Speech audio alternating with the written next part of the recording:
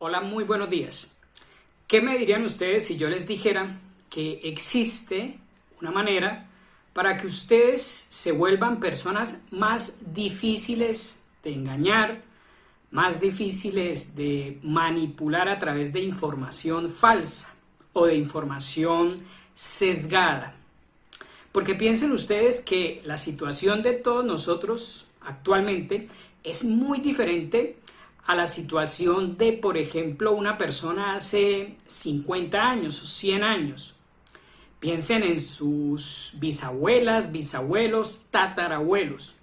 Ellos vivían en una sociedad en la cual el mundo era pequeño.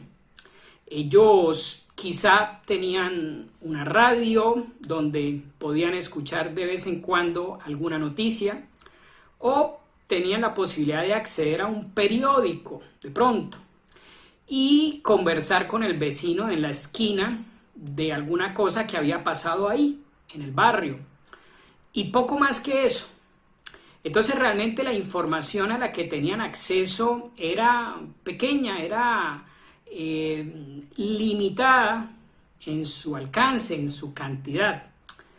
Pero hoy en día, ustedes, yo, todos nosotros, vivimos en una sociedad muy diferente. Vivimos en una sociedad repleta de información, repleta de fuentes de información. Piensen solamente en la internet.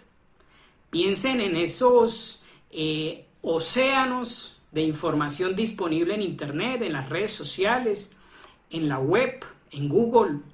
Piensen ustedes en la televisión, piensen ustedes en las campañas políticas que hoy en día son masivas. Antiguamente habían pueblos de Colombia donde casi que ni siquiera sabían quién era el presidente. Las comunicaciones eran muy limitadas y la cantidad de información era poquita.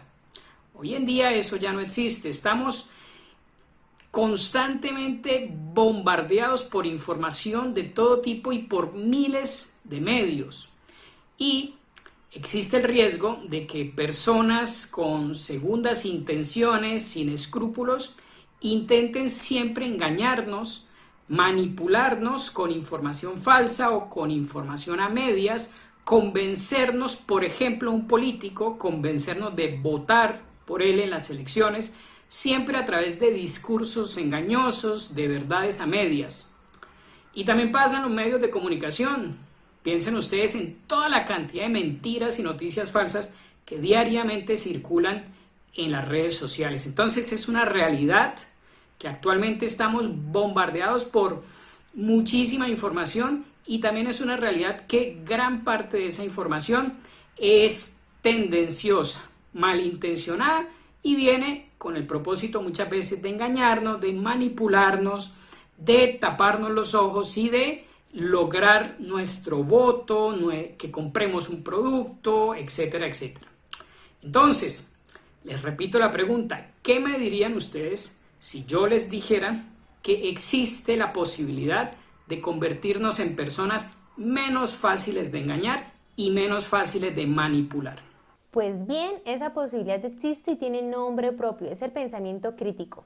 El pensamiento crítico es una habilidad que nosotros podemos aprender, que podemos desarrollar y que podemos ir mejorando cada día. No es algo que se aprende una sola vez y ya, por el contrario, requiere de mucho tiempo, de mucha disciplina, de mucha constancia, y poco a poco nos vamos a ir dando cuenta que nos vamos convirtiendo en personas, por decirlo de alguna manera, mucho más despiertas, personas que no tragamos entero, sino que de vez en cuando nos detenemos a pensar si eso que nos acaban de decir, si eso que acabamos de leer o que acabamos de ver en algún documental o acabamos de ver en algún noticiero es cierto o no lo es.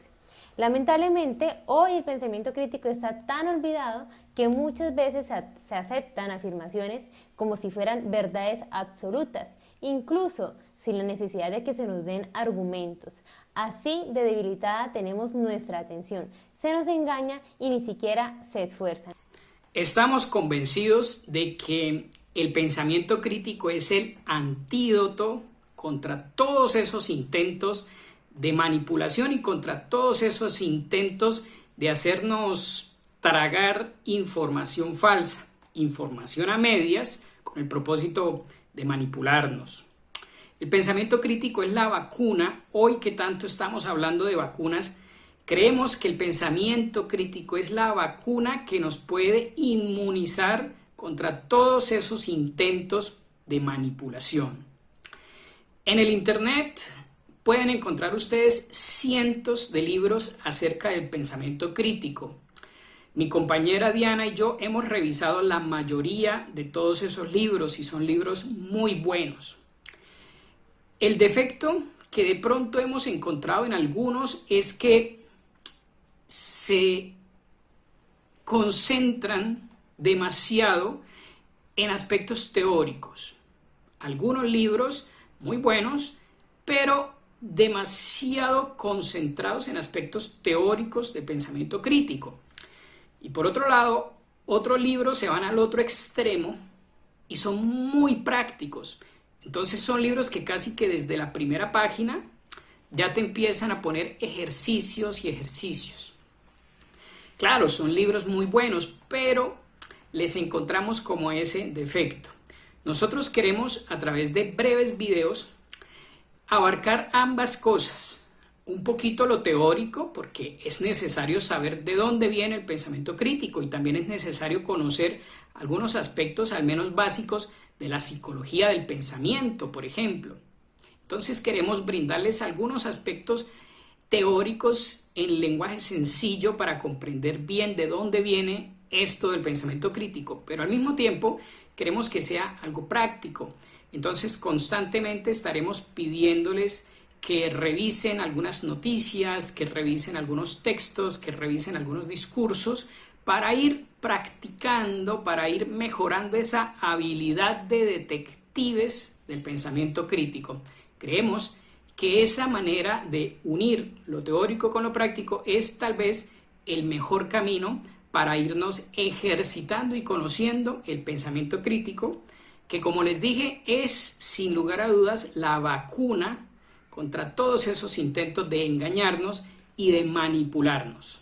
Esperamos que este material sea de gran utilidad para ustedes, de verdad lo hacemos con mucho cariño para que se interesen en el tema, para motivarlos a que busquen más información en otros sitios, a que amplíen sus conocimientos al respecto. Al fin de cuentas, estamos convencidos de que el pensamiento crítico hace parte de nuestra identidad como seres pensantes y nada mejor que ejercitarnos en algo que precisamente protege en nosotros esa identidad que nos define. Así que bienvenidos.